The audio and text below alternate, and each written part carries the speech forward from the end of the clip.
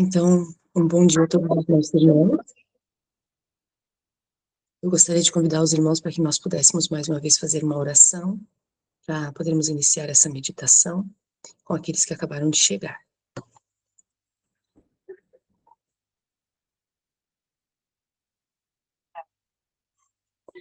Querido Deus, nós te louvamos, Pai, pela oportunidade que temos de abrir a Tua Palavra. A Tua Palavra é santa, Pai.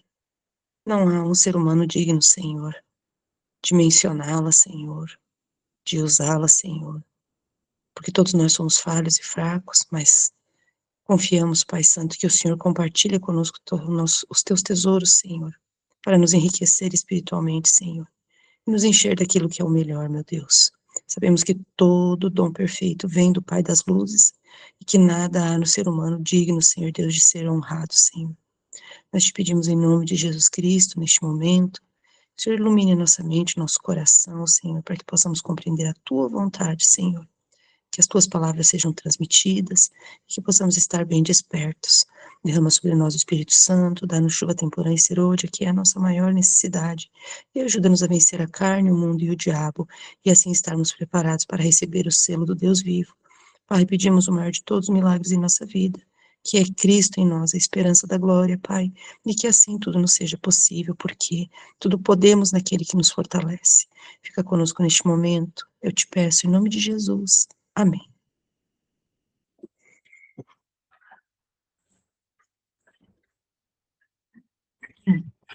Então, mais uma vez, bom dia a todos os irmãos. Obrigado por todos que decidiram, com o Espírito Santo, estar aqui nesta manhã para que nós possamos partilhar o pão da vida. E nessa manhã nós temos uma mensagem chamada A Grande Orquestra Preparada. E a Nayara fez o convite, né? E ali já mostra os hebreus em pé diante do momento de adoração. Então, nós estamos vivendo um momento bastante solene na história desse planeta. E acreditamos verdadeiramente que está sendo encerrada a obra do nosso Salvador, do nosso Senhor, de nosso advogado, lá no Santo dos Santos, no Santuário Celestial. E assim como tudo acontece no céu e existe um reflexo na terra, nós vemos que o que está se passando em termos de acontecimentos e transformações, adequações, tudo está de acordo com as profecias.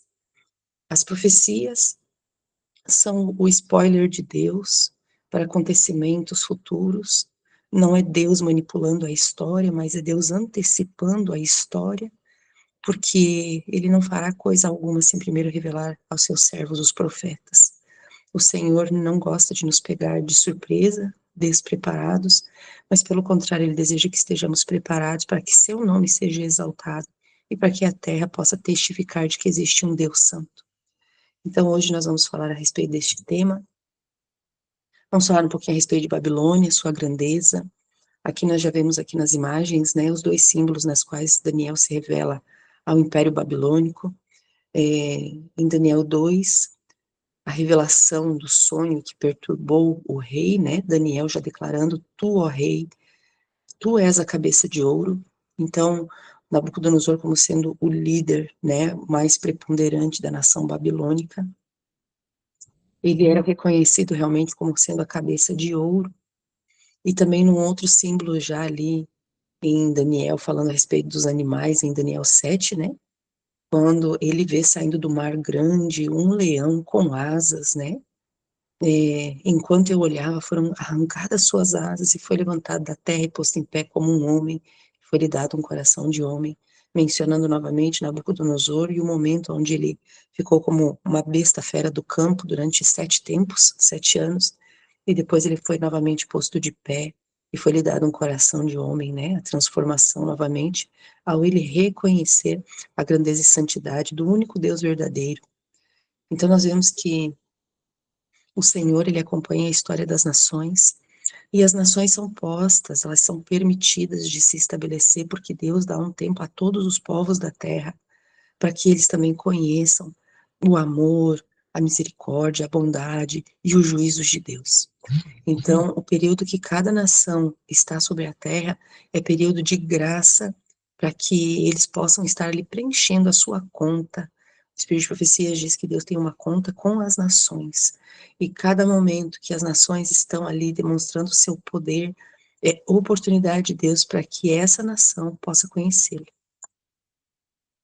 Daniel 2, então, a partir do verso 31 ao 33, depois do 36 ao 38, lemos assim: Tu, ó rei, viste e observaste uma grande imagem.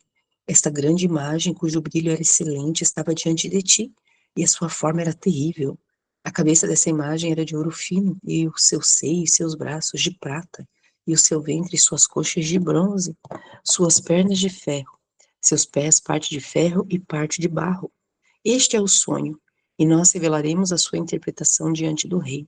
Tu, ó rei, é um rei de reis, pois o Deus do céu concedeu-te um reino, poder e força e glória.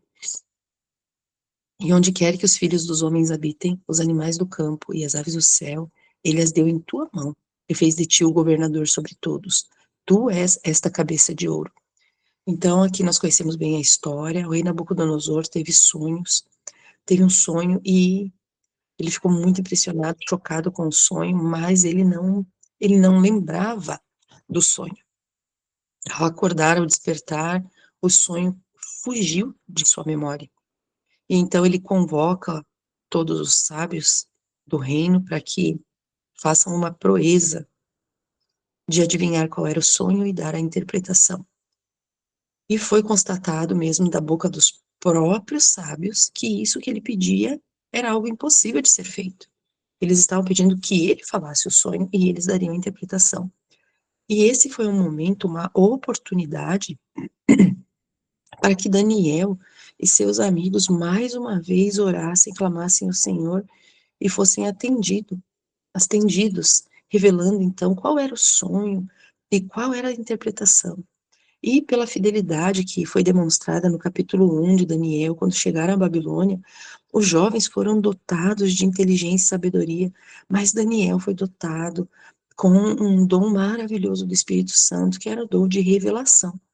Então, não era como hoje, infelizmente, se apresenta em muitas igrejas decaídas, né? O dom de revelação como que, quase como o de uma cartomante, de uma necromante que adivinha, né? Mas o que foi dado a Daniel foi a capacidade de ouvir o Espírito Santo lhe mostrando o que haveria de ser. Então, Daniel foi habilitado mediante a sua fidelidade. E aqui agora nós temos já uma oportunidade. E vemos que tudo que Deus vai permitindo aos seus filhos são oportunidades para que o nome do próprio Senhor seja exaltado. Ainda que Daniel e seus amigos estivessem junto com os outros sábios correndo risco de morte, porque foi feito um decreto que todos os sábios deveriam morrer, mesmo que Daniel e seus amigos não tivessem sido convocados para adivinhar, eles faziam parte do quadro de sábios e certamente seriam punidos pela ignorância daqueles que foram chamados e foram revelados como verdadeiros charlatões, impossibilitados de adivinhar qualquer coisa que fosse. Então, o livro Profetas e Reis comenta conosco, né? As palavras, tu és a cabeça de ouro, de Daniel 2,38, tinham feito profunda impressão no espírito do rei. Os sábios do seu reino, tirando vantagem disso e de seu retorno à idolatria, propuseram-lhe que fizesse uma imagem semelhante àquela vista no sonho, e erguesse em lugar onde todos pudessem contemplar a cabeça de ouro que tinha sido interpretada como representando o seu reino. Lisonjeado, olha a questão da vaidade, lisonjeado com a aduladora sugestão, ele se determinou levá-la a efeito, indo mesmo além. Em lugar de reproduzir a imagem como ela tinha visto, ele exerceria ele excederia o original. Sua imagem não seria desigual em valor da cabeça aos pés, mas seria inteiramente de ouro, símbolo que representaria a Babilônia como um reino eterno, indestrutível, todo-poderoso, que haveria de quebrar em pedaços todos os outros reinos, permanecendo para sempre. Então aqui nós vemos que o rei foi mal aconselhado, né, pelos seus maus assessores, a fazer uma estátua. E como eles estavam numa nação idólatra, isso certamente impressionaria todos os moradores de Babilônia e os líderes de Babilônia.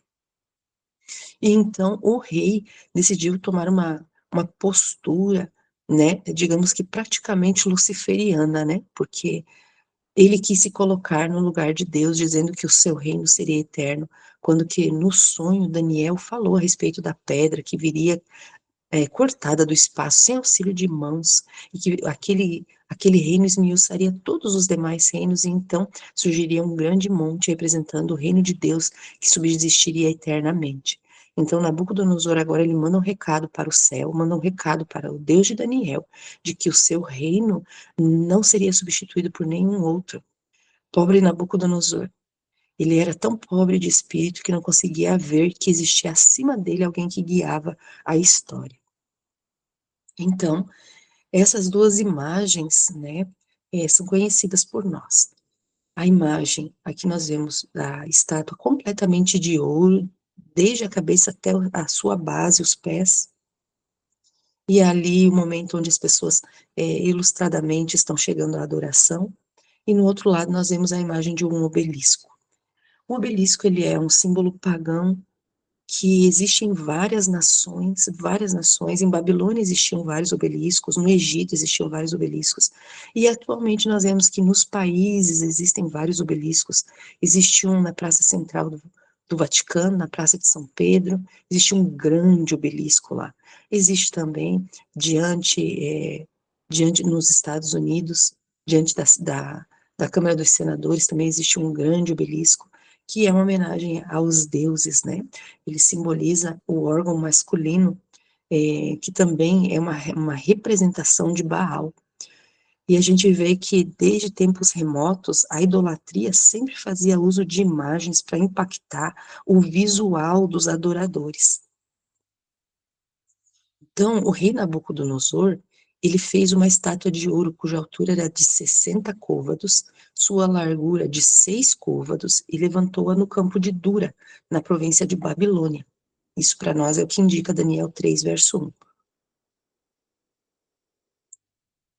A estátua é muito grande, então assim, alguns estudiosos afirmam para nós assim, que a medida da estátua, a medida, altura versus largura, né? A estátua é muito grande, o tamanho gigantesco é um argumento comum contra a historicidade de Daniel. Um côvado tem cerca de 18 polegadas, e disse que se tem 60 côvados, o que equivale a 1.080 polegadas, ou 90 pés, como diz a nova versão internacional, por apenas 9 pés de largura.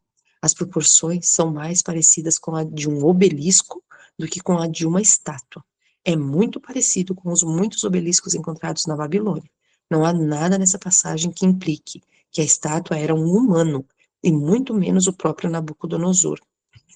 Mas como não é referido como um deus, e ele exigia que seus oficiais curvarem-se diante dela, a imagem pode ser um símbolo da própria Babilônia. Adorar a estátua era declarar lealdade à Babilônia, a Nabucodonosor e aos deuses da Babilônia. Então, os cálculos humanos de pessoas que lidam com a engenharia diz que era impossível ter uma estátua desse tamanho, uma proporção de corpo humano, mas que muito provavelmente seria um obelisco. Agora, nós não precisamos ir sempre pelos estudiosos, porque nós temos informações bíblicas e também do espírito de profecias, e é nisso que nós vamos nos basear para saber o que é que tinha sido feito. Então, vamos falar um pouquinho a respeito do número. O número 600 da numerologia babilônica corresponde a todos os deuses babilônicos. Então, o número 600, ele é um número de totalidade. Então, aqui era um símbolo da totalidade dos deuses adorados em Babilônia. O número 6 da numerologia babilônica representa o deus menor, e o número 60 representa o seu deus maior.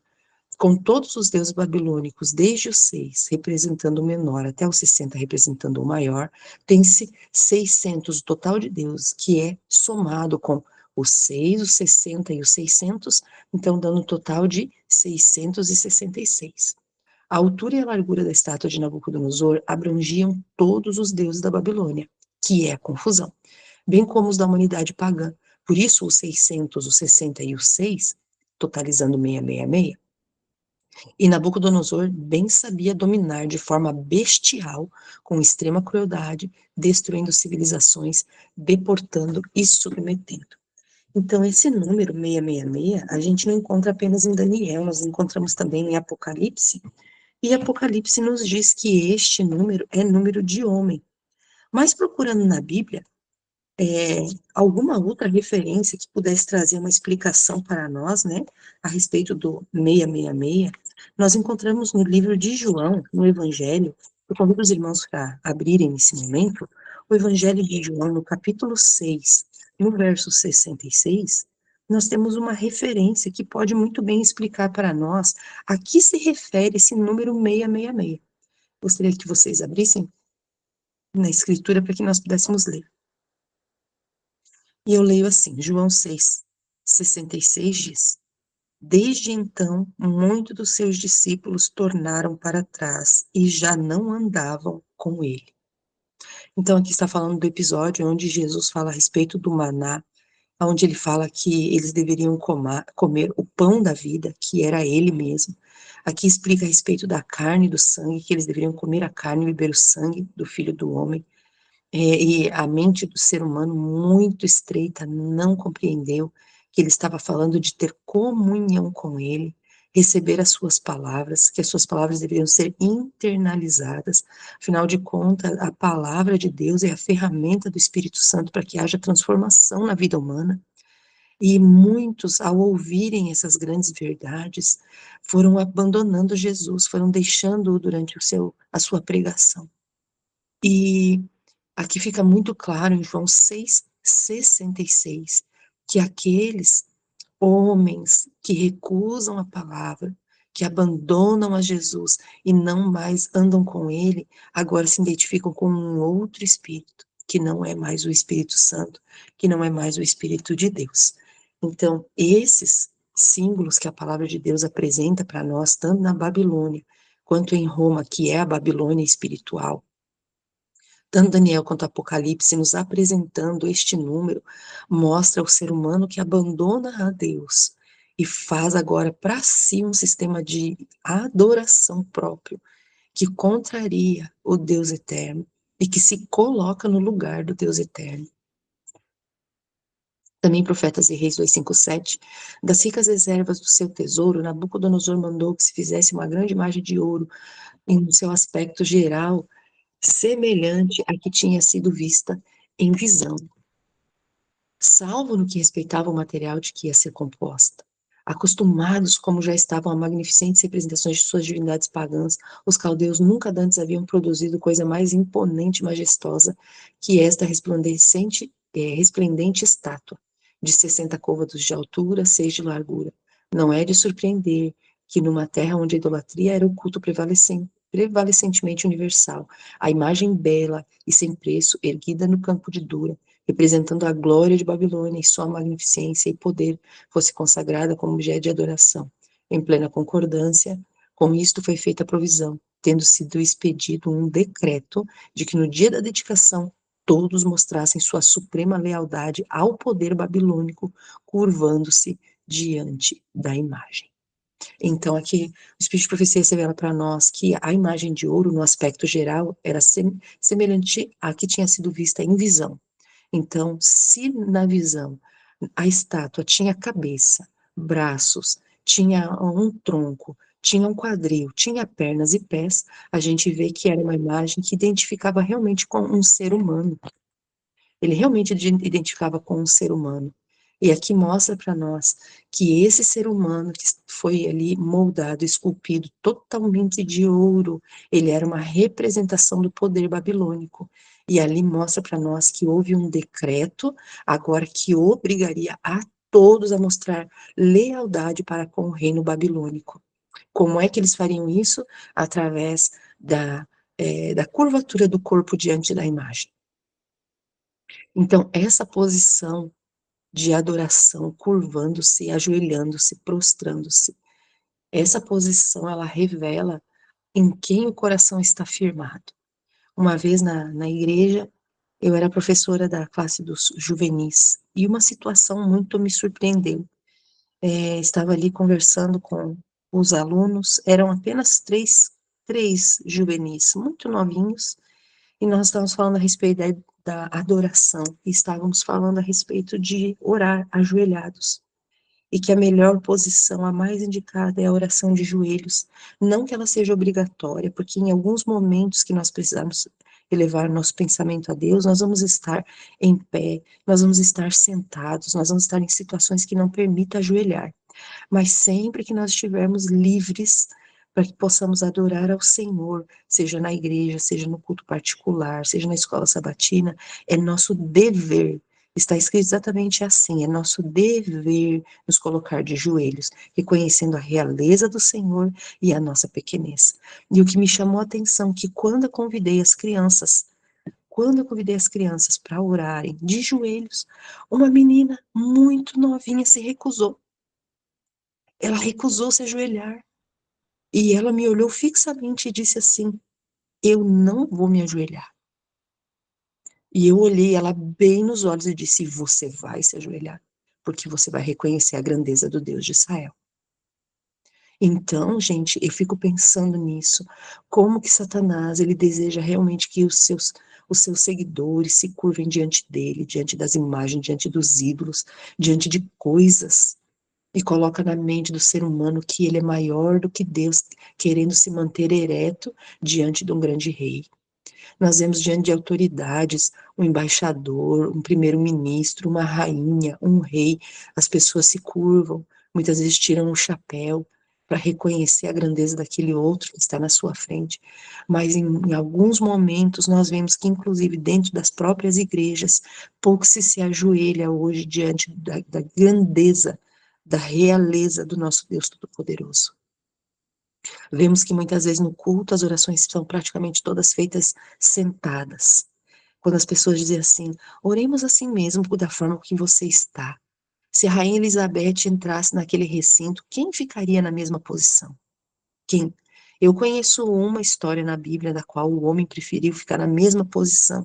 Foi quando houve aquela ordem para que todos se curvassem diante de Amã. E Mordecai, ele se recusava a curvar-se diante de um homem, ele curvava-se somente diante de Deus. E hoje, mesmo diante dos cultos de adoração, onde nós praticamente não temos mais desculpa para dizer que estamos apertados, que a igreja está muito cheia, que não dá para ajoelhar, que não tem espaço. As pessoas hoje dão preferência a orarem do jeito que estava.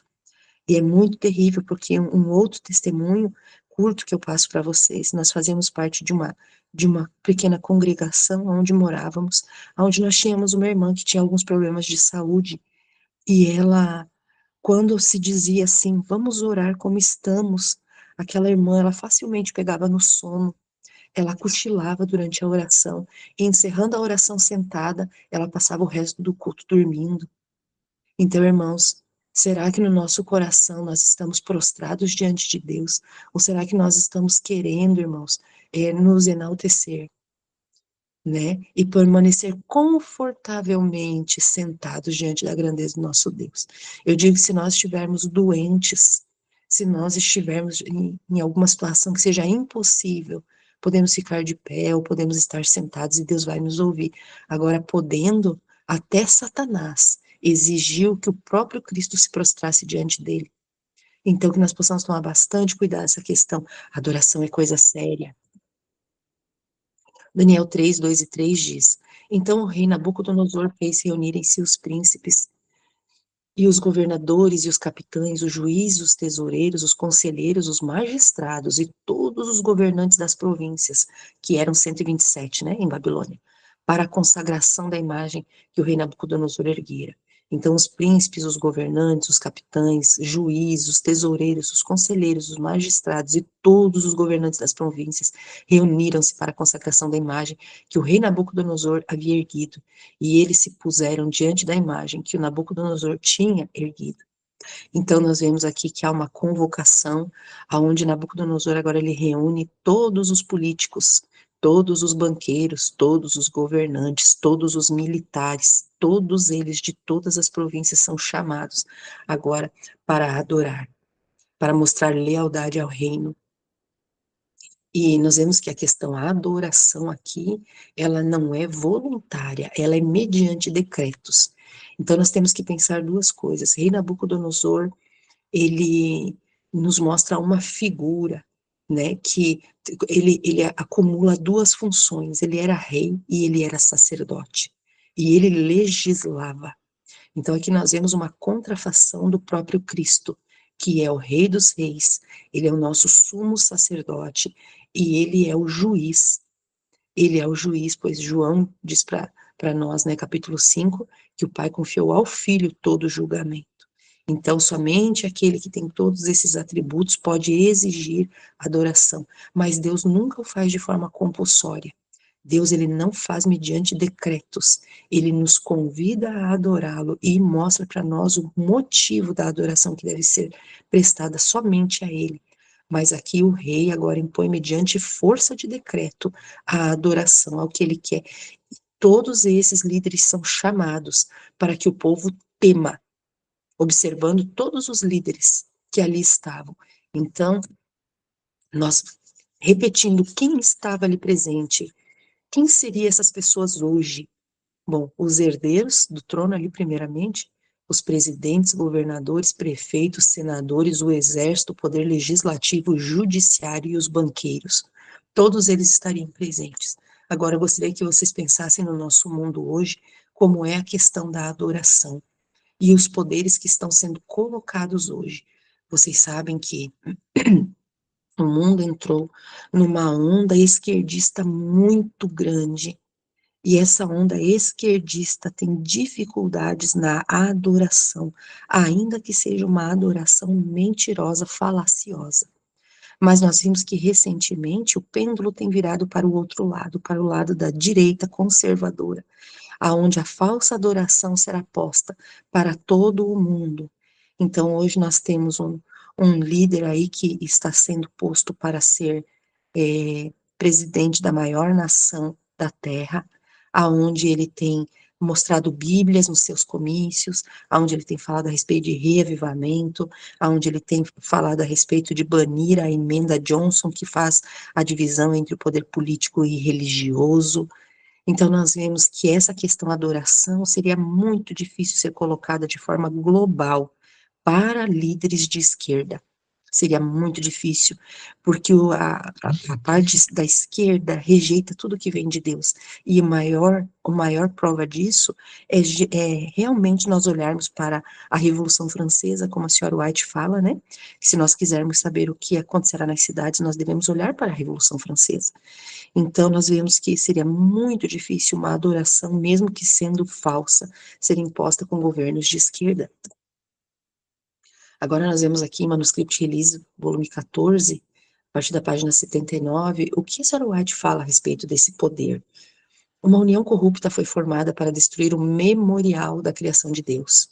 O sétimo dia que ele santificou e abençoou e deu ao homem para ser um sinal entre Deus e seu povo, a ser observado através de suas gerações para sempre, está chegando para sempre. Está chegando um período em que todos tomarão partido entre o sábado do quarto mandamento, que o Senhor santificou e abençoou, e o sábado expuro instituído pelo homem do pecado.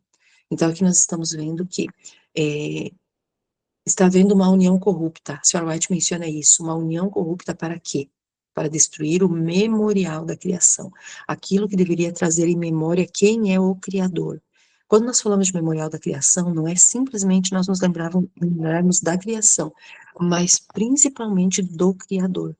E o sábado nos remonta ao Criador, porque ali menciona quem é o Criador.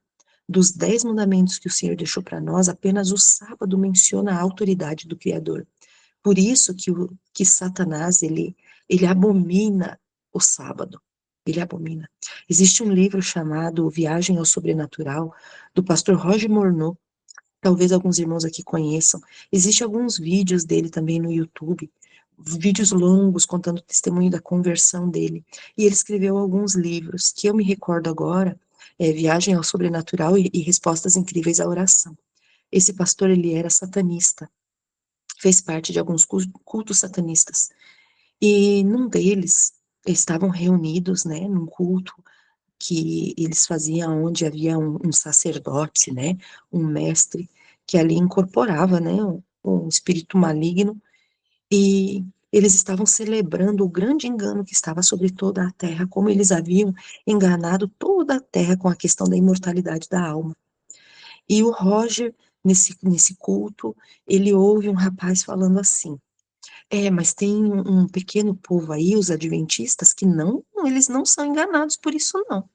Eles não aceitam esse engano da imortalidade da alma. E aí o sacerdote, que era a boca de Satanás, falando ali naquele momento, disse assim: ah, sim, esse povo é tão pequeno que eu nem julguei ser importante mencioná-los, né? Mas esse povo, realmente, eles não caíram no nosso engano, porque eles são um povo diferente. Eles celebram o dia do Criador e por isso ele lhes dá um intelecto privilegiado. Os adventistas do sétimo dia não são pessoas comuns. E isso vocês podem ler no livro Viagem ao Sobrenatural, do pastor Roger Morneau, o testemunho que ele mesmo presenciou de Satanás, reconhecendo que o povo de Deus que guarda o sétimo dia, o povo de Deus que honra o sábado, celebrando ele de pôr do sol a pôr do sol, é um povo que não é normal diante dos olhos do mundo, ele não é comum, ele tem um intelecto diferente, uma percepção diferente que é dada pelo próprio Criador. Mas aqui no nosso segundo texto diz assim: um sábado idílico foi estabelecido, assim como a imagem de ouro foi erguida na planície de Dura. Então, olha só, está sendo aqui um sábado falso, estabelecido uma contrafação, da mesma forma como a imagem de ouro foi erguida nas planícies de Dura. Então, nós temos que ligar isso tudo com Babilônia. Nós não temos como desconectar a história que nós ainda vamos presenciar, vamos vivenciar, experienciar, que será o falso sábado sendo instituído como dia de guarda. Nós não podemos desconectar da história de Babilônia, porque ela anunciava em tipos e símbolos como seria no fim. E aí diz para nós: assim como Nabucodonosor, o rei da Babilônia, emitiu um decreto, segundo o qual todos que não se curvassem e adorassem essa imagem deveriam ser mortos, assim será feita uma proclamação de que todos os que não reverenciarem a instituição dominical serão punidos com prisão e morte. Assim o sábado do Senhor é pisoteado, mas o Senhor declarou: ai daqueles que decretam decretos injustos e escrevem agravos que prescrevem. Isaías 10, verso 1. Sofonias menciona também a questão do decreto. E isso tudo está ali no livro manuscrito de Elise, volume 14. Então, nós vemos que existe um modelo. O modelo de adoração será semelhante ao modelo da Babilônia. Quem fez esse decreto? Foi Nabucodonosor, que tinha as duas funções, tanto de rei quanto de sacerdote. Nós não podemos nos esquecer disso, porque nos dias bíblicos, Babilônia era o rei do norte, referente a Israel. Nos pontos cardeais do Senhor, Babilônia era o rei do norte. E agora nós vemos que Babilônia, o rei do norte, foi ele que fez um decreto, né? Nós vemos que no passar do tempo, o rei do norte passou a ser Roma. Mas hoje, atualmente, nós temos uma contrafação do poder papal no protestantismo americano. Então, esses que detiverem agora as duas funções, mais uma vez, de governar e legislar, eles farão a lei dominical. Eles farão a lei dominical. Mas todos aqueles que se colocam como rei do norte, sendo a contrafação do verdadeiro e único rei do norte, que é o Senhor, pois ele reina nas bandas do norte, está escrito. Então, nós vamos ver que existiu e existirá uma contrafação de reino de Deus na terra mediante decreto.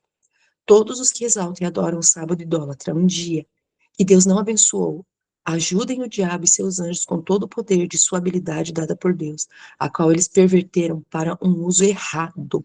Então, todos aqueles agora que adoram o sábado idólatra, eles estão contribuindo, estão ajudando o diabo nesse reino falacioso que será instalado na terra.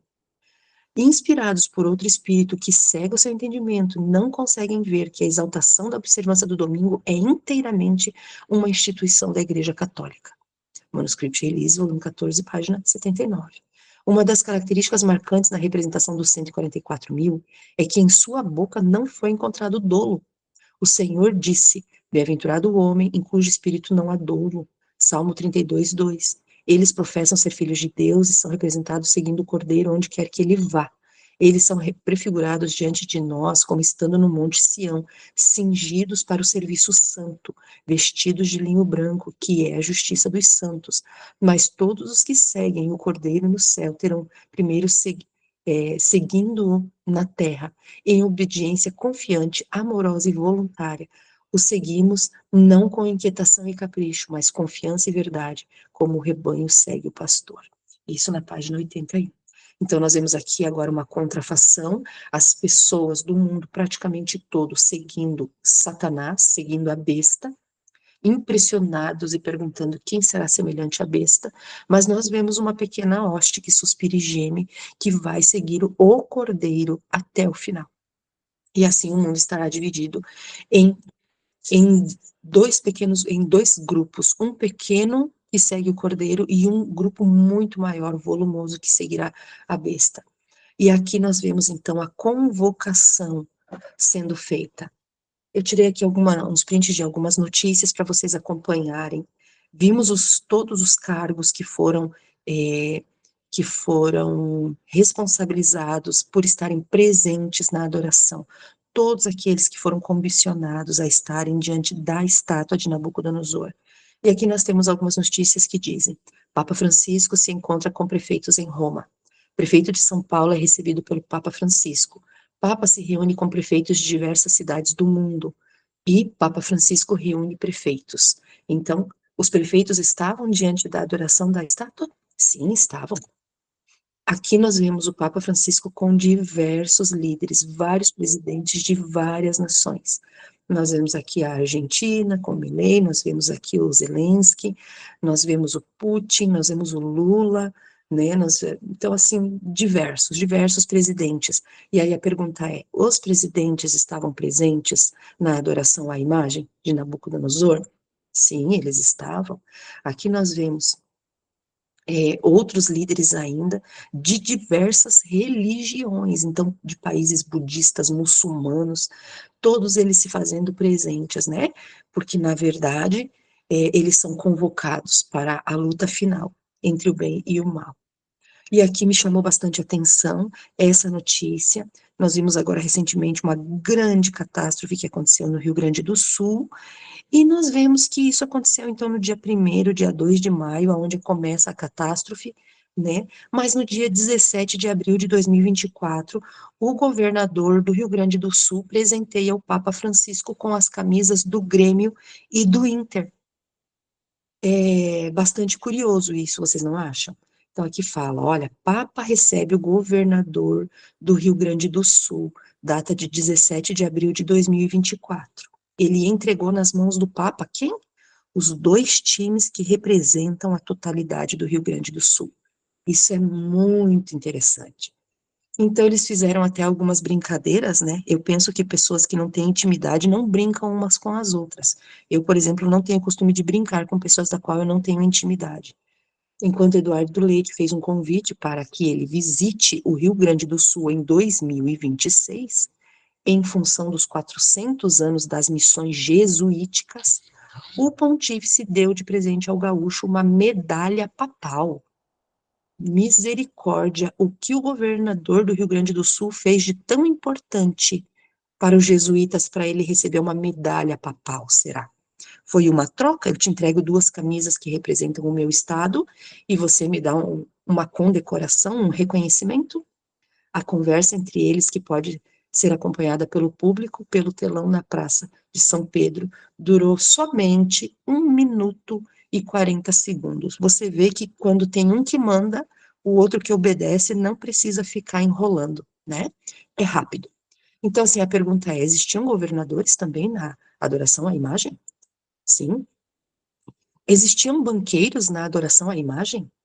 Notícia do Vaticano News, Economia de Francisco, mais de 500 pedidos para participar do evento de 2020 em Assis. E aqui nós vemos, né, me chamou bastante atenção esse símbolo da economia de Francisco, que é um laço. Vocês percebem que é um laço? Então, aqui fala para nós, né, empreendedores e estudantes de até 35 anos, a gente vê que é uma geração nova, né, que pretende participar dos 3 dias de encontro internacional na Itália. Os pedidos vieram de mais de 45 países, entre os quais Brasil, Angola, Portugal, Cuba, Japão, Arábia Saudita e Estados Unidos. Em poucos meses, o site do Francisco, né, Economia de Francisco, já alcançou mais de 2.000 inscritos. E a pergunta é: os banqueiros estavam lá? As pessoas que eram líderes da economia estavam na adoração à estátua?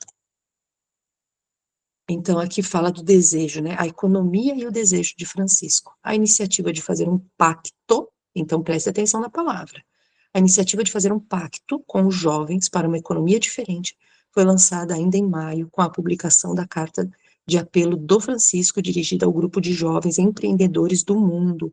No texto, o pontífice pede aos jovens para juntos se conhecerem e depois fazerem um pacto para mudar a economia atual e dar uma alma à economia de amanhã. Então, a gente vê exatamente isso, né? Agora, Nabucodonosor moderno fazendo uma convocação aos economistas, né? Mas não para por aí, o site Vaticano, Pacto Educativo Global, Dicastério disponibiliza 3 instrumentos para atuação. Então, tem um pacto educativo agora, que é a parte de educação com as crianças, né? Então, esse pacto, me chama a atenção as palavras, era um pacto na economia, agora um pacto global educativo. Na figura de trás, construir uma aliança entre escola, família e sociedade, educação que coloque a pessoa no centro, então a educação grega, né, a gente vê aqui a besta do Apocalipse 13, onde fala que o corpo era de leopardo, mencionando a educação grega, onde o homem está no centro e não Deus. Educação que gere um compromisso comunitário, educação comprometida com o diálogo e a paz. Então, vai ser uma forma realmente de doutrinação para que as pessoas não reajam, né? Não reajam aos acontecimentos.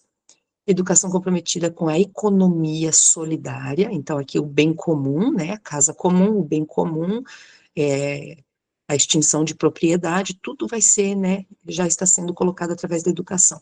E educação comprometida com a ecologia integral. Então, nós vemos aqui o Domingo Verde, né, a gente já sabe que está por trás dessa afirmação também. E aqui, nós vemos muito mais recentemente, o que ele propôs na economia, na educação, já sendo realizado agora, né? Então, as notícias mais recentes ali da CNN, diz assim para nós: nova lei exige a exibição dos 10 mandamentos em escolas da Louisiana, nos Estados Unidos, né? O site do G1 menciona que, até mostra os 10 mandamentos que vai estar nas escolas americanas, né? Já li vários estados já mencionando que realmente vai ser os 10 mandamentos católicos, tá? Então, a gente vê ali na Louisiana, a gente vê no Texas, né? O republicano do Texas promete aprovar projeto de lei sobre os 10 mandamentos nas escolas públicas também, né? Estados dos Estados Unidos, Estado dos Estados Unidos ordena que escolas ensinem a Bíblia em todas as salas de aula. Então, a gente vê Oklahoma também. Então, agora a gente já sabe que foi proposta a educação de Francisco, e a educação de Francisco está vindo para as escolas da América com os mandamentos católicos, né? Não para por aí. Hoje a gente sabe que a internet educa muito, tanto crianças quanto jovens e adultos, né? E a gente vê os grandes da internet junto com ele também. Então, a parte de comunicação, né, está subjugada também ao Nabucodonosor moderno, né? Então, nós vimos aqui do Facebook, né, o Mark Zuckerberg, a gente vê ali também o Elon Musk, né, da Starlink, internet via satélite, né? E a gente vê o outro aqui embaixo na revista Negócios sendo mencionado, que é o Eric Schmidt, do Google, né, que se reúne com o Papa Francisco no Vaticano. Então, os gigantes da internet, que estão educando aí, né, talvez bilhões de pessoas também convocados. Essa também é a educação de Francisco, né. Então, aqui a gente vê ainda a família Trump, né, com o líder da igreja, né, e a gente vê uma outra notícia que também o CEO da Cisco Systems encontra o Papa e assina compromisso de ética para a inteligência artificial. Me pergunto por que as pessoas que querem hoje instalar inteligência artificial, por que eles têm que estar com o líder da igreja? Por quê, né? E aqui a gente vê nessa foto da família Trump, eu coloquei essa foto aqui, que tem o genro dele, o Jared, né? Jared, ele é um judeu, e ele foi posto como líder da FEMA durante a pandemia, né? Então, a gente vê que temos grandes autoridades aí sempre indo até o líder. Nós vimos lá na adoração que também o poder legislativo, judiciário, né, executivo ali, todos eles vão se curvando diante da estátua, né? E aqui nós temos algumas notícias de que o líder da igreja, ele também domina sobre juízes. Então, veja só, notícia de 1º de março de 2024, Papa a juízes, reparar violações de direitos e preservar, né? Então, aqui o site brasileiro, né, Copaju, discurso do Papa Francisco no encontro com juízes e juízas comprometidos com o tráfico de seres humanos e criminalidade organizada. Então, 29 de fevereiro de 2024 também, Papa pede a juízes argentinos que o Estado garanta a justiça, né? E aqui temos uma bem mais antiga, 3 de junho de 2016, discurso do Papa Francisco no encontro com juízes. Então, os juízes estavam presentes na adoração? Sim, eles estavam. E aqui, um pouco mais recente, né? Nós vemos, então, um fato aí que é um ícone, né, porque nunca houve a participação de um Papa numa reunião do G7, né, que era G8, mas a Rússia foi removida, então ficou o G7, e o Papa esteve presente ali como uma grande figura de honra, e essa foto dele com, né, os dois representantes das bestas, né, do mar e da terra, nos chama atenção, porque cabeça com cabeça, mostrando que eles têm a mesma mentalidade, né, e a gente fica ali surpreso, obviamente que não vou dar para vocês a interpretação do Apocalipse 17, mas vou fazer apenas um paralelo, né? Nós vemos que lá menciona a respeito das 7 cabeças e o 8º poder, né? E aqui nesse G7 nós temos 7 cabeças líderes de nações e chega aqui Francisco como o 8º poder também. Então a gente faz um paralelo, né? Sendo a interpretação da passagem bíblica ou não, é um paralelo que não, é curioso, pelo menos curioso, certo? E aí nós vemos aqui, né, que esse G7 aconteceu na Itália, propriamente dito, né? Então, na área da besta, digamos assim, né? Na área da besta do mar. E aqui temos uma outra notícia do ACE Digital, né? Que o Papa Francisco pode visitar os Estados Unidos em setembro a convite da ONU. Então nós vemos a besta do mar atravessando o abismo e indo, né, o mar e indo até a Itália. E agora nós vemos, né, a besta do mar atravessando o abismo, o mar e indo até a América, né? Então a gente vê os fatos aí mostrando que as profecias estão se desenrolando. Então aqui nós vemos, né, a autoridade agora na saúde, né? Papa Francisco e Papa Emérito Bento XVI recebem vacina, então a OMS também, né, sendo exaltada através do exemplo deles. Então, o Papa se une às elites globais para planejar o mundo pós-Covid. Esse aqui é um Instituto Humanitas Unicinos, né, que é lá do Rio Grande do Sul, lá de Porto Alegre, e é um instituto católico, tá? E eles trazem essa notícia, que o Papa se une às elites globais para planejar o mundo pós-Covid. Então, eles dão o exemplo para que o mundo todinho siga, né? E nos chama a atenção que Apocalipse 18, 23 diz assim, também jamais brilhará em ti luz de candeia, nem voz de noiva, ou de noiva jamais em ti se ouvirá, pois os teus mercadores foram os grandes da terra, porque todas as nações foram seduzidas pela sua feitiçaria. E a feitiçaria a gente vê, né, que fala a respeito da própria farmaqueia, que fala a respeito dos fármacos, né? Então, a gente vê que esse líder está envolvido em todos os aspectos, né, da Terra. E ali falando da adoração à imagem ainda, a gente vê que por 3 vezes é mencionada a questão dos instrumentos, né? Eu vou ler apenas Daniel 5, mas ele se repete no verso 10 e no verso 15 também. Então, quando ouvirdes o som da buzina, da flauta, da harpa, da sambuca, do saltério, da gaita de foles e de toda espécie de música, prostrar-vos-eis e adorareis a estátua de ouro que o rei Nabucodonosor tem levantado. Então, nós vemos aqui a música como uma sinalização. Nós temos uma questão com a questão música, né, a questão musical, instrumentos, que nós temos aprendido muito bem no longo aí dos últimos anos, a respeito do tipo de música que agrada a Deus, mas eu não vou entrar nesse viés de música, diferença entre música cristã e música pagã, tá? Eu vou mostrar para vocês aqui de uma outra forma, numa outra visão, a questão dos instrumentos que estão sendo afinados, certo? Então, aqui nós vemos a repetição de 6 instrumentos, né? Então, nós temos 6 instrumentos em Daniel 6:5, 6 instrumentos em Daniel 3:10 e 6 instrumentos em Daniel 3:15. Então, ali mostrando para nós a mesma questão do número 666, né? O número de homem, não esquecendo João 6:66, que é o número daqueles que voltam atrás, que abandonam o Messias. Bom, agora eu vou mostrar aqui para vocês alguns trechos de uma mensagem que eu recebi durante a pandemia. Talvez alguns de vocês tenham recebido também. Nesse texto, que eu não sei quem mandou, eu não sei quem é o autor, não tem crédito aqui para dar para a pessoa, né, que fez, mas um texto que me chamou muita atenção. Por isso que eu quero compartilhar com vocês. E gostaria de que vocês observassem o que é que está escrito. Os seus comerciantes foram os mais poderosos do mundo e todas as nações foram enganadas por sua feitiçaria. Apocalipse 18:23. Em 2020, a democracia entrou em colapso em todo o mundo.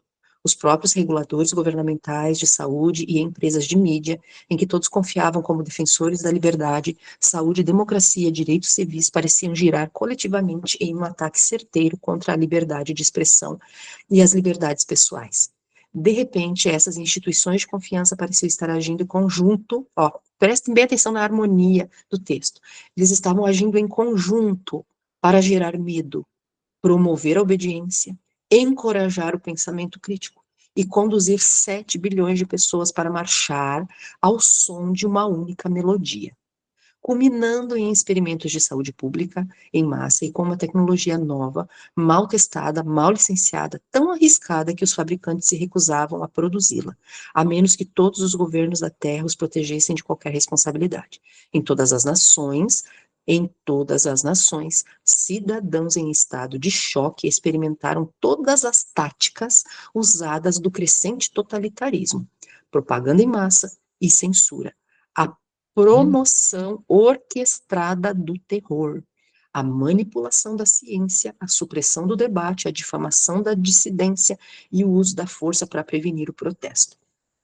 Os objetores de consciência que resistiram a essas intervenções indesejáveis, experimentais e de responsabilidade zero, enfrentaram iluminações orquestradas, marginalização e bodes expiatórios. As chamadas ordens de emergência fecharam nossos negócios, escolas e igrejas, fizeram intrusões sem precedentes na privacidade.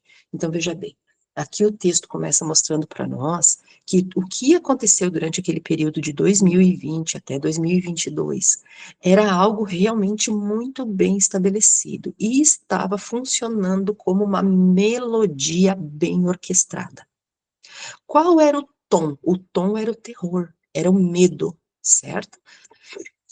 De pé no centro de todo o caos, com sua mão confiante no leme, estava a OMS, Organização Mundial da Saúde, apoiada por diversos órgãos científicos governamentais, dentre eles a Agência Federal do Departamento de Saúde e Serviços Humanos dos Estados Unidos, responsável pela proteção e promoção da saúde pública, através do controle e supervisão da segurança dos medicamentos farmacêuticos e vacinas.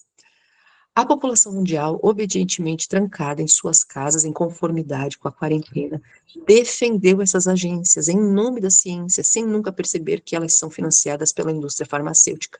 A Big Pharma, 75% do orçamento, cerca de milhões, né, do FDA, por exemplo, é financiado pelas indústrias farmacêuticas, as mesmas responsáveis pela fabricação de medicamentos e picadinhas, né? Aqueles que questionaram essas agências foram todos tidos como anticientíficos. Os ataques contra a OMS foram declarados como ataques contra a ciência. O controle financeiro da Big Pharma sobre a mídia, por meio de dólares de publicidade, tornaram os pronunciamentos da OMS impermeáveis ao debate. Aí eu coloquei aqui para vocês o símbolozinho da OMS, certo? Nós já vimos em estudos anteriores que eles têm essa coroa de louros ao redor, mostrando que essa foi uma vitória romana. A gente vê que o significado da coroa de louros ao redor desse símbolo da OMS, onde a serpente está no centro, né? Ela é um departamento que foi dominado por Roma. Então, se a OMS estava encabeçando, estava liderando, quem é que estava liderando na verdade?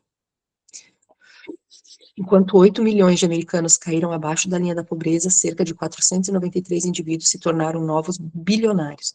Os maiores vencedores foram os barões, as mesmas empresas que estavam torcendo pelo bloqueio da doença da época, né? Então, a Big Tech, a Big Data, a Big Telecom, a Big Finance, a Big Media, né?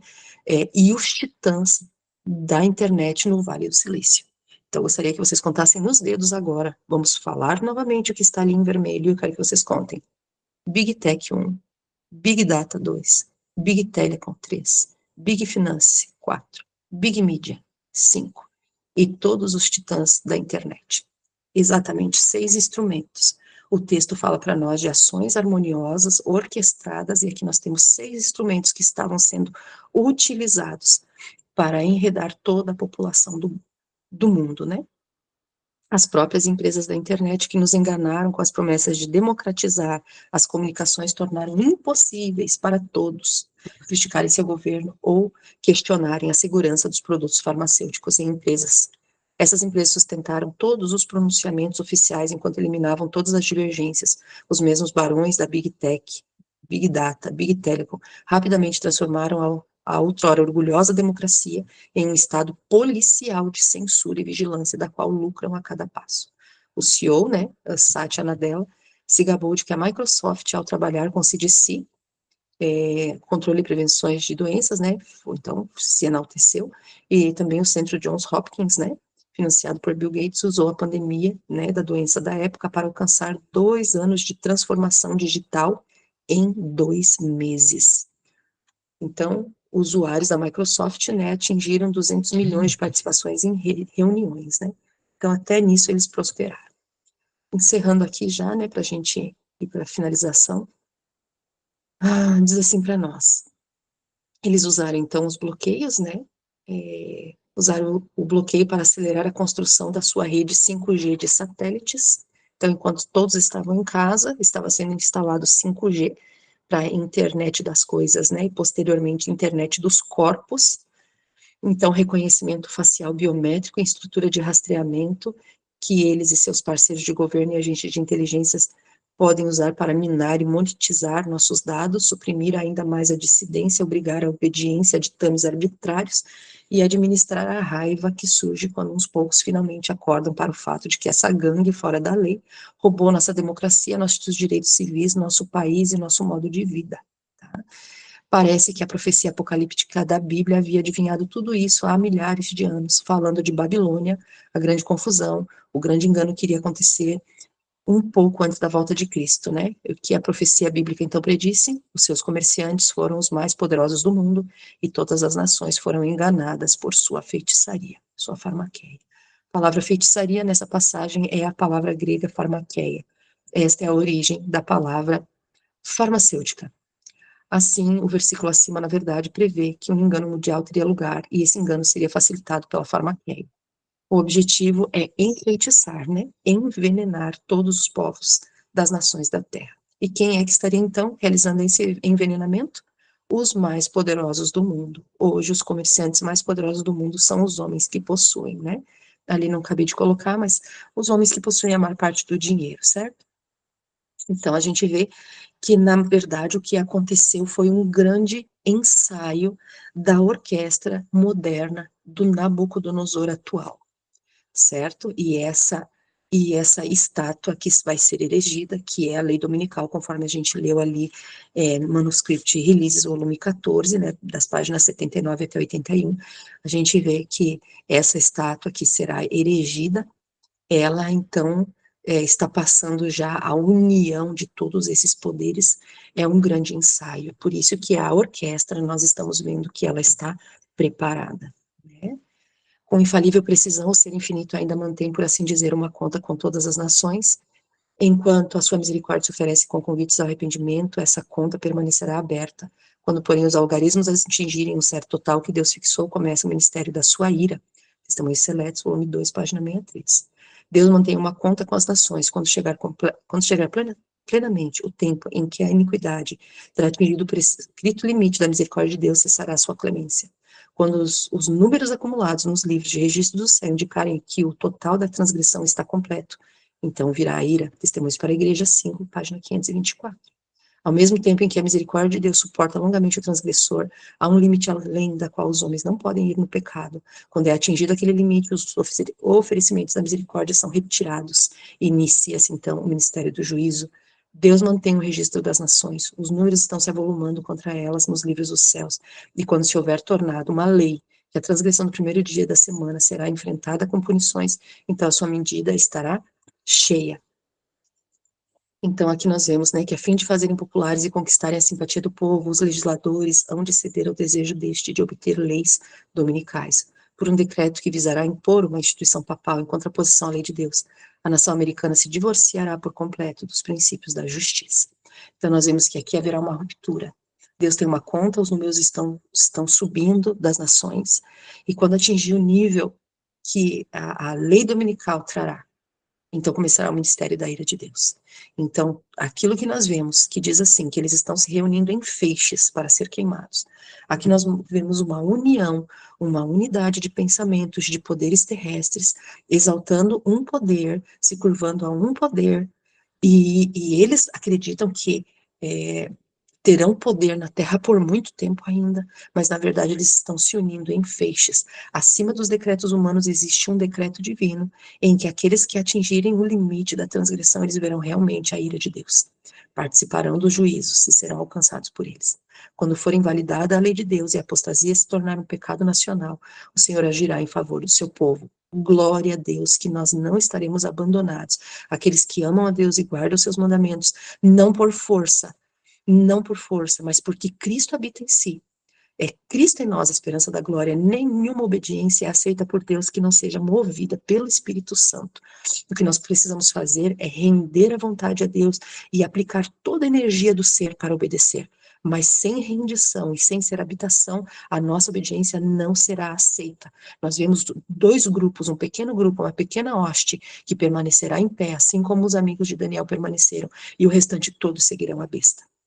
O povo dos Estados Unidos tem sido um povo favorecido, mas quando eles restringirem a liberdade religiosa, renunciarem ao protestantismo e apoiarem o papado, a medida de sua culpa estará cheia nos livros do céu, que será escrito apostasia nacional. Então, Daniel 3 mostra agora que há oportunidade. Muitos de nós, às vezes, ficamos com medo da lei dominical, mas a lei dominical será uma oportunidade para que os servos de Deus apareçam neste mundo. Porque, como disse para Roger Morneau naquela noite, aquele homem possesso de demônio, ele falou, eles são um povo tão pequenininho que eu nem mencionaria. É verdade, nós somos tão pequenininhos diante da população do mundo que nós, às vezes, nem somos mencionados, irmãos. Mas agora o foco vai mudar. O foco vai mudar e estará nos holofotes do mundo estará o povo de Deus, assim como os amigos de Daniel. E quem é o Deus que vos poderá livrar de minhas mãos? Responderam Sadraque, Mesaque e Abidnego e disseram ao rei Nabucodonosor: não necessitamos de te responder sobre este negócio. Eis que o nosso Deus a quem servimos é que nos pode livrar, e ele nos livrará da fornalha de fogo ardente da tua mão, ó rei. E se não, fica sabendo, ó rei, que não serviremos a teus deuses, nem adoraremos a estátua de ouro que levantaste. Então Nabucodonosor se encheu de furor e mudou o seu aspecto do seu semblante contra Sadraque, Mesaque e Abidnego. Falou e ordenou que a fornalha se aquecesse 7 vezes mais do que se costumava aquecer. Então, eles não amaram a própria vida. Eles estavam mais preocupados com a índole do Senhor do que com a própria índole. E uma coisa é certa, irmão, se nós quisermos ficar com Cristo até o fim, nós não podemos nos preocupar com nossa fama, com nossa índole. Aliás, Charles White diz que a nossa índole está oculta no Senhor. Estamos guardados no Senhor, mas seremos taxados de tudo que há de ruim nessa terra. Mas nós precisamos estar com os olhos bem fixos no Senhor, né? Mediante o que eles resistiram? Mediante aqui eles tiveram coragem de enfrentar o rei. Não foi qualquer um, não. Eles enfrentaram o rei. Mediante o quê? A palavra, irmãos. Nós estamos aprendendo já há um bom tempo que nós só vamos permanecer em pé mediante a fé e a vivência na palavra. Isaías 43, 2 diz: quando passardes pelas águas, eu serei contigo. Quando pelos rios, eles não te submergirão.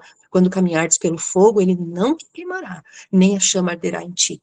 Diante daquela fornalha enorme, enorme, que foi usada para fazer uma grande estátua colossal, eles não temeram a própria morte. Deuteronômio 31:6, sede fortes e corajosos, não tenhais medo, nem fiqueis aterrorizados diante delas, porque Yahweh é vosso Deus, é quem vai convosco, o Eterno nunca vos deixará e jamais vos abandonará. Deuteronômio 31:8, o próprio Senhor marchará à tua frente, ele estará sempre contigo, nunca te deixará, jamais te abandonará, não tenha medo nem te apavores. E Salmo 66:12, permitiste que sobre nossa cabeça homens cavalgassem, passamos pelo fogo e pela água, mas nos trouxeste ao refrigério. Glória a Deus, porque tudo que nós precisamos para ter convicção, porque a fé é a certeza daquilo que se espera e a convicção de fatos que não se veem, está escrito, irmãos. E a palavra de Deus, ela é poderosa para transformar, ela é poderosa para cumprir todos os desígnios de Deus, né? E nós vemos aqui, ainda o tempo já está um pouquinho avançado, mas nós já estamos terminando. Como é que foi a vitória? Como foi a vitória? Apocalipse 12:11. Essa lei será a nossa fornalha, irmãos. Mas olha só o resultado. Eles, portanto, o venceram por causa do sangue do Cordeiro e por intermédio da palavra do testemunho que anunciaram, posto que face a face com a morte não amaram mais a própria vida. Então, como é que vai ser a vitória? Eles não vão perder, eles vão vencer por causa do sangue do Cordeiro que já foi vertido. O preço já foi pago, mas também pelo intermédio de quê? Da palavra. O está escrito, irmãos, o está escrito, ele cria em nós aquilo que promete. E cria dentro de nós o que está prometendo. Romanos 14:8, se vivemos, para o Senhor vivemos, e se morremos, para o Senhor que morremos. Sendo assim, quer vivamos ou morramos, pertencemos ao Senhor. E Apocalipse 14:13, então ouvi uma voz grave do céu que ordenava, escreve, bem-aventurados os mortos, que desde agora morrem no Senhor. Sim, diz o Espírito, para que descansem das suas lutas e trabalhos, porquanto as suas obras os acompanham. Chegou a hora de ceifar a terra.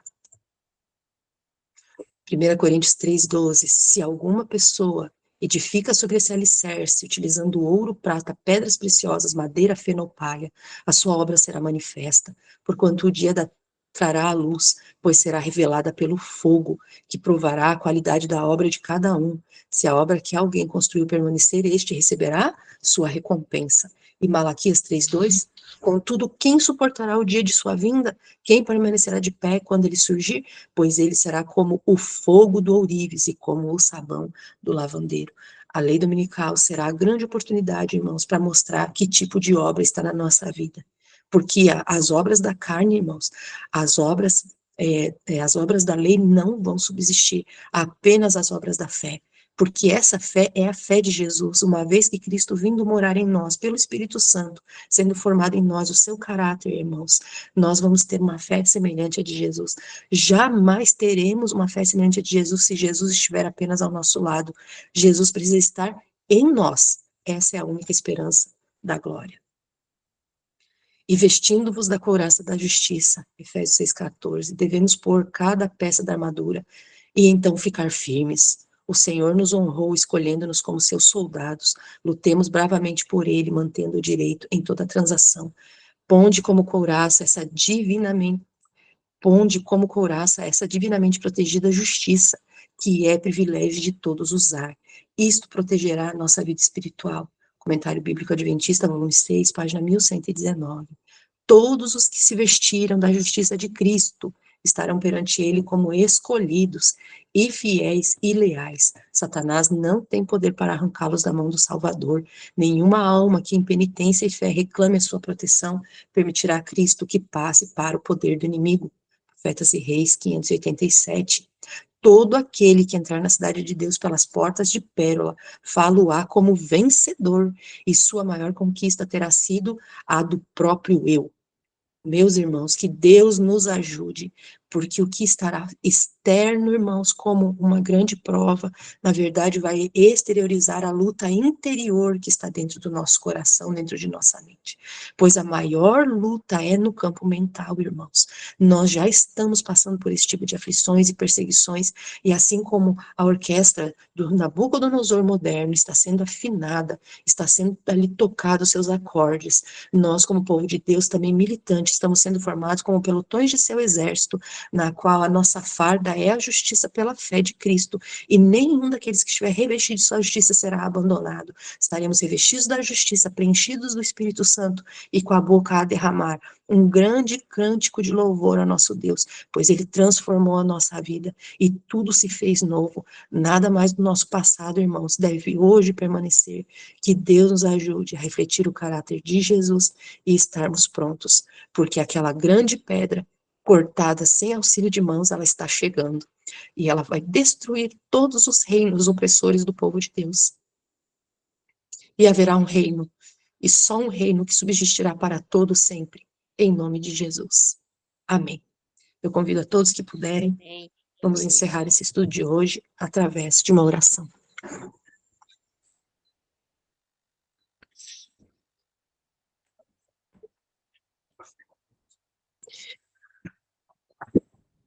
Soberano Senhor, nós te louvamos, Senhor, pela tua grandeza, por tua misericórdia, por tua bondade. Senhor, nós te louvamos, Senhor, porque o Senhor nos sustenta física, mental e espiritualmente, Senhor. Obrigado, Pai, porque nas horas do amanhecer deste dia, Pai, o Senhor já nos está dando o maná celestial para que nós possamos encher o nosso cesto e sermos bem alimentados espiritualmente. Obrigado, Senhor, porque o Senhor nos mostra que, de acordo com as coisas do mundo, tudo está se seguindo conforme o Senhor nos deu, Senhor Deus, antecipadamente os fatos para que estejamos preparados, para que não estejamos perdidos no tempo e no espaço, Senhor. O Senhor, através da profecia, Pai, o Senhor nos dá o tempo, Pai. Através da mensagem da justificação pela fé, o Senhor nos dá a fortaleza, Senhor. E nós te pedimos em nome de Jesus que, olhando, Pai, os fatos e contemplando, Senhor, o teu povo que tem se reunido nos grupos, Pai, que tem suplicado, que tem estado buscando a tua face, eu te peço que, em nome de Jesus, Pai, a pequena hoste que suspira e geme esteja sendo guiada pelo verdadeiro pastor. Ajuda-nos, Senhor, a ouvir a tua voz, sentir a tua presença e dá-nos, Senhor Deus, todos os dias o batismo do Espírito Santo. Que ele venha estar em nós, Pai, que sejamos templos, Senhor Deus, preparado, limpo, adornado, mas preenchido pelo poderoso Espírito Santo, Pai, e que ele forme Cristo em nós, a esperança da glória. Dá-nos a mente de Cristo, Pai, ajuda-nos, Senhor Deus, a subjugar o nosso eu. Pedimos, Pai, que o Espírito Santo esteja em nós e assim possamos vencer a carne, o mundo e o diabo e sermos finalmente agraciados pelo selo do Deus vivo, Pai. Ajuda-nos, Pai, que o nosso caráter seja sendo passado em revista diante do Senhor. Mostra-nos os nossos pecados para que possamos nos arrepender, meu Deus, e nos prepara para estar contigo, Pai, sobre o monte de Sião, Pai, tendo o nome do nosso Pai em nossa fronte, o nome do Pai da cidade, o novo nome do Filho. Ajuda-nos a estarmos vestidos de vestiduras brancas, Senhor, tendo nos lábios o cântico dos 144.000, sendo seguidores do Cordeiro onde quer que ele vá. Ajuda-nos, Senhor Deus, a sermos castos para o Cordeiro, não nos misturando com mulheres, sermos comprados dessa terra, primícias para o Cordeiro, e que não haja mentira na nossa boca, Senhor. Ajuda-nos a pregar as 3 mensagens angélicas, Pai, declarando a hora do juízo, a queda dos rebeldes e o seu juízo, e ajuda-nos a estarmos, Pai, diante da tua face, como aqueles que são santos e perseverantes, guardando os mandamentos de Deus, tendo a fé de Jesus, que se por acaso a morte afligir algum de nós, Pai, que sejamos ainda assim bem-aventurados, porque bem-aventurados são aqueles que desde agora dormem no Senhor, para que descanse suas fadigas e suas obras os acompanhem.